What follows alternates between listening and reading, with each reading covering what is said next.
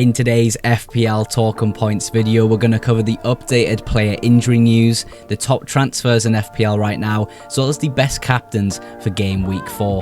And I will be answering the question of who's better to own, Erling Haaland or Mohamed Salah. It's been a long international break, so let's get straight into this.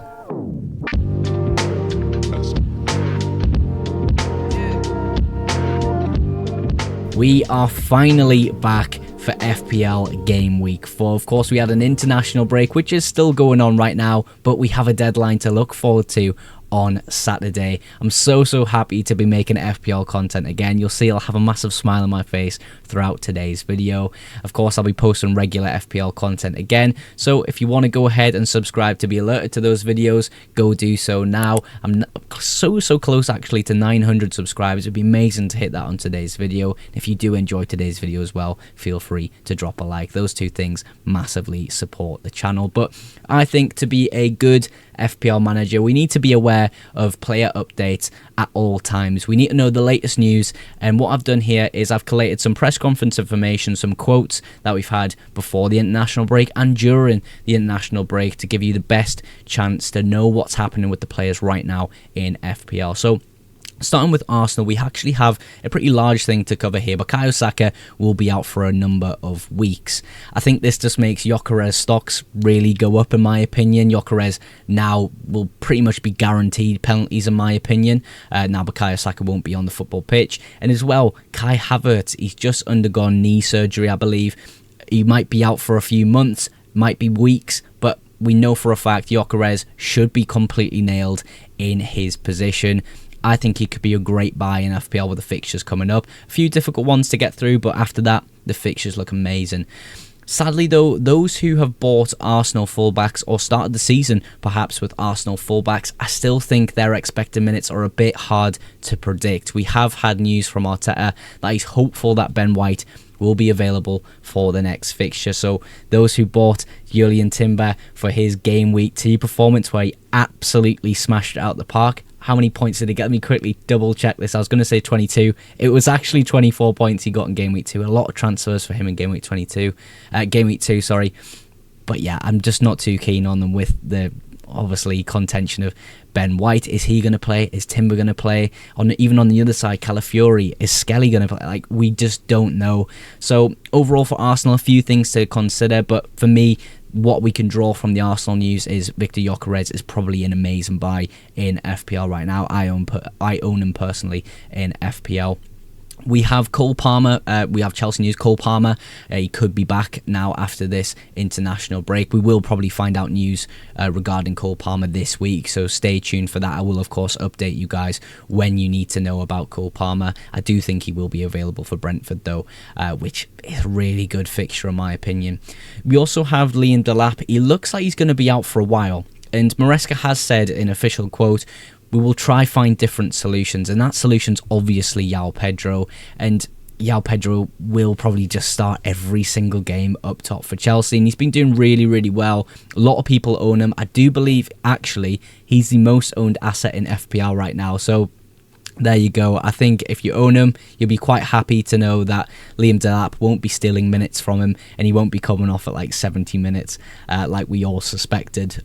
We have a bit of an interesting one from Palace. Now, I haven't actually seen an official statement from Palace themselves regarding this, but we do know he actually was injured in the last fixture, and when he went away for Senegal for their qualifiers, they had an MRI scan for Ismaila Sarr, and he suffered a grade 2 hamstring tear, which could keep him out for a few weeks. So for me, Ismaila Sarr, when we get official confirmation, is probably a sell in FPL. I do think Senegal have kind of they've kind of released information before Palace have, but we can take advantage of that as FPL managers. For City, it's only really Ryan Cherky. It looks like he's going to be out for 2 months, a few weeks, Pep has said, which is obviously a big hit for him and his squad, but it might improve some of the minutes for the Manchester City mids. I do believe Reinders, Oscar Bob and Haaland were the players with the most minutes for Manchester City in sort of attacking options for them. Interesting, by the way, Oscar Bobb's had so many minutes for Manchester City. Definitely want to keep an eye on. But yeah, for City, not too much going on apart from Ryan Cherky. We've had news on Cunha a little bit. We still don't know the extent of the problem. He posted a sort of cryptic thing on his Instagram stories where he sat on an exercise bike, kind of like charging up with emojis. I don't know what that means. Does it mean he's working now on his injury? Does it mean he's going to be back? Amarin has said he is concerned about it. Of course, Mason Mount had a small injury as well, because he said they are so important to us. We will see. So we'll have to keep an eye on that as well. We've had to keep an eye on Cole Palmer news. We're going to have to keep an eye on Cunha as well. And as well, another player I thought I would include in the graphic, because some people were looking to rotate into him, but Strand Larsen of Wolves had a small Achilles issue, and he withdrew from international duty as well. So a few things to keep an eye on in terms of player updates. I think some are more relevant than others, especially Bukayo Saka, and the likelihood that Gyökeres will now be Arsenal's main guy for penalties, and overall his minutes will skyrocket. And of course Ismail Assar with his injury, a lot of people trying to bring him in have now been hit by an injury. A bit upsetting, but overall that's the player update for game week 4 so far. I thought in today's video as well, obviously it's a refresher video to get you back on board with FPL after the international break, but Alexander Isak did get his move to Liverpool. Of course, a big money deal, but he is now a Liverpool player, which makes things very interesting from an FPL standpoint. Almost 500,000 players have already transferred him in just because of the Liverpool transfer. And do I want to say people have jumped the gun? Potentially.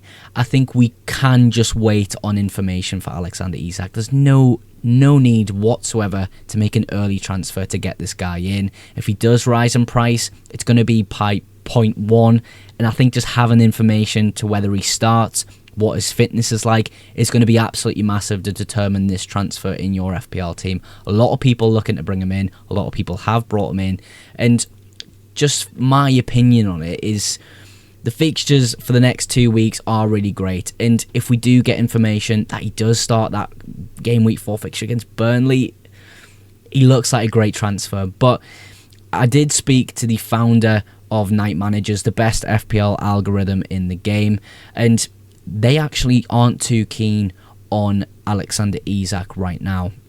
And it's simply because they actually think that Victor Gyökeres at a cheaper price point is perhaps a better option. And I think it's mainly to do with penalties, because obviously Victor Gyökeres is probably going to take penalty duties now for Arsenal. It seemed like he was going to take them off Bukayo Saka anyway. You know, Bukayo Saka had those weird moments where he'd pass Odegaard the ball and Odegaard would take one, but yeah, I just don't think this is going to happen with Alexander Isak. I don't think he's going to come into that Liverpool squad and take penalties off Mohamed Salah. It just doesn't sit right with me. I don't think it's going to work. So then you have a non-penalty striker. It's costing you 10.4 million currently in FPL right now. We don't have information that he's even going to start game week 4. And if he doesn't start, he probably will just feature off the bench. It could be good. It could be bad. I just think we need more information on Alexander Isak. But let me know in the comments, what do you think of Isak to Liverpool? Is he going to be an amazing FPL option this season? As I mentioned with Alexander Isak, I think people are still jumping the gun on transfers. I don't think we have the information needed on a player like Ollie Watkins right now to be selling him this much, especially with the fixtures coming up for Aston Villa. Of course, Villa haven't scored a goal in the Premier League. I hear that. They haven't been great whatsoever, but fixtures breed form in my opinion. And those fixtures there, Everton, Sunderland, Fulham, Burnley, Spurs, and then a difficult one with Manchester City in the distant future.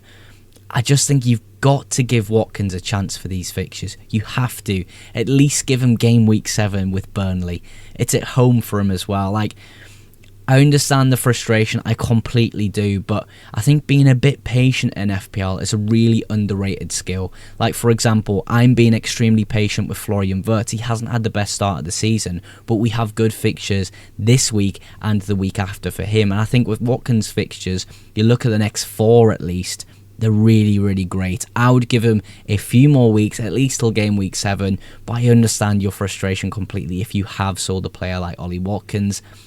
I don't want to annoy you by saying this, however, I would even consider buying him at this point. I think the value for money there with the fixtures coming up is pretty decent. But of course, you have to be careful. We've seen 3 games from Villa. They haven't scored a goal. It's not looking good, Brev. But overall, Ollie Watkins, I just don't see him as a transfer out right now. I just wait and see. An interesting talking point I've seen across the FPL space is who is better to own right now, Salah or Erling Haaland. And I think because that Salah was higher owned than Erling Haaland from game week 1, and now Haaland with that lower ownership has kind of outperformed Mohamed Salah in terms of FPL points, we're kind of looking at it and going, well, did we actually make a mistake here? Should we be downgrading Salah? Should we be going to Haaland? Do we need to own both? So what I've done is I've compared them both here. We've set the fixtures up, some solid data points as well as some heat maps to kind of spread the information out so you can decide as well and listen to my opinion, because it's difficult to kind of definitely say Salah's definitely better, Haaland's definitely better. I think it's really close. So what I did is I messaged the founder of the Night Manager's algorithm, the best performing FPL algorithm in the game, and I asked, what does the algorithm think? Let's crunch the numbers here. They actually still have Mohamed Salah as the better asset to own across the next few weeks. He just has higher expected points, and they expect him to outperform Erling Haaland in FPL. And I think that's due to the fact that Mohamed Salah is listed as a midfielder. He has more access to FPL points compared to Erling Haaland, who has slightly less chances for FPL points because they do reduce the points output for certain FPL actions for forwards. If Mohamed Salah was listed as a forward, I think it would be a much, much closer conversation. I'd probably even edge it to Erling Haaland, but I really appreciate the founder of Night Managers giving me access to some data points to kind of break down what I think of this. And of course, if you're interested in having access to the best performing FPL algorithm, there is a 2 free week trial going on right now if you use code FPLMOGS. Links in the description there. Of course, 2 free weeks. Who can say no? And if you do enjoy their services after those 2 weeks, you can go ahead and sign up to their memberships. And code FPLMOGS will again get you a discount of 20% off your first build month. But overall, I think with these two, I still prefer personally Mohamed Salah because of the fact he's listed as a midfielder. And the fixtures for me over the next 3 weeks at least, Salah does beat out Haaland in my opinion. Haaland does have some difficult ones in there. A derby fixture in game week 4. Of course, we expect Man City to do well against Manchester United, but anything can happen in these fixtures. You have game week 5, Arsenal away from home. Always going to be a tricky fixture. It's difficult to break Arsenal down. Then you have Burnley in game week 6, which is amazing, and perhaps game week 6 is when I would use my free hit personally in my squad to get access to Man City players like Erling Haaland. But overall, the comparison between these, it's super close, but in my opinion, I still prefer Mohamed Salah. Again, a massive shout out to Night Managers for helping me use their data for today's video. This is the top 5 captaincies provided by Night Managers this game week, with Salah, Haaland and Mateta in the top 3, followed by Gyökeres and Munoz at 4 and 5. It doesn't surprise me that Salah is top of this list. He's got the best fixture arguably, and of course it's Mohamed Salah. He's the king of FPL. Hasn't had the best start in terms of FPL points, but maybe this fixture is a fixture where he goes absolutely nuclear. I think Haaland as well. This fixture against Manchester United at home, it's always going to be a weird game, Manchester City versus United. It's a derby fixture. Literally anything can happen in these games. City just are the better team though, so we'll have to kind of wait and see. I do apologise as well. The game week on the fixture list says game week 1. It is game week 4, I promise you. But following Haaland, you have Jean-Philippe Mateta, someone in my personal FPL team against Sunderland at home, who I do support, so it kind of hurts me to put him on this list, but the algorithm says that he's an amazing pick for a captaincy this week. Perhaps if you're doing a challenge of no Salah, no Haaland in your mini leagues, Mateta could be a person you look to buy, or even if you already own him, captain him this game week. I do think it's a good fixture for him. You have Gyökeres there at 4th. Of course, I think that's due to the fact that Bukayo Saka and Kai Havertz won't be featuring in this match. Therefore, Gyökeres on penalties, his expected points will go up because of this, and I think that does make him a much better FPL asset in my opinion. I do own him as well. I own Mateta and Gyökeres in my front line, and Munoz sneaking in at the bottom there. I think that's because of the fact that they don't expect, well, the algorithm at least doesn't expect Sunderland to go and score a goal, so the clean sheet odds there are pretty good for Crystal Palace. I do think as a Sunderland fan, what I would say is Sunderland are going to make games difficult for teams. They're going to stop attacks. It's going to be difficult to break Sunderland down at times, I do believe, when they're stubborn.